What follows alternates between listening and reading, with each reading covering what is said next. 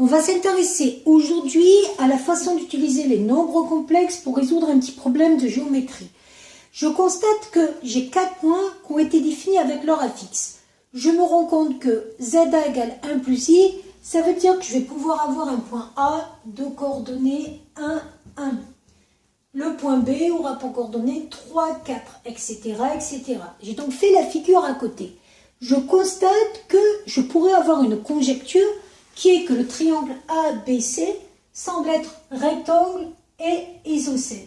Et la deuxième conjecture qui semblerait se mettre en place, c'est que les points A, C, D soient alignés, et même plus que C soit le milieu de AD. Bon, pour démontrer la première conjecture, que le triangle ABC est rectangle isocèle, je vais commencer par calculer des longueurs, mais au lieu d'utiliser les formules de seconde dans un repère orthonormé, je vais utiliser les affixes des vecteurs. Donc, ZAB, c'est ZB moins ZA. Je remplace ZB par son expression, ZA par son expression, je simplifie. Pour calculer la longueur AB, il me reste juste à calculer le module de ZAB. Et le calcul d'un module d'un nombre complexe sous forme algébrique est toujours le même, c'est racine de A au carré plus B carré. 2 au carré, 4, 3 carré, 9. Attention, on ne met jamais le I. Je vais faire pareil avec ZAC, puis je vais trouver la longueur AC. Je vais faire pareil avec ZBC, et puis je vais trouver la longueur BC. Et là, je me rends compte de deux choses. Premièrement, on a un triangle qui est isocèle, puisque AB égale AC, il est isocèle en A.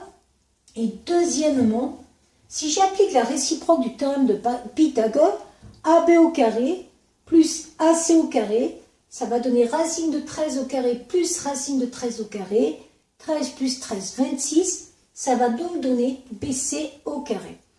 Pour montrer que les points sont alignés, on peut aussi utiliser les complexes. Donc je vais prendre ZAC que j'ai déjà, 3 moins 2i, et je vais calculer l'affixe de AD, qui est égal à ZD moins Z1.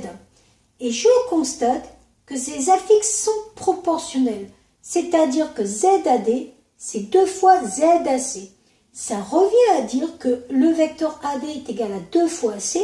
Donc ça prouve déjà que les points ADC sont alignés puisque les vecteurs sont linéaires.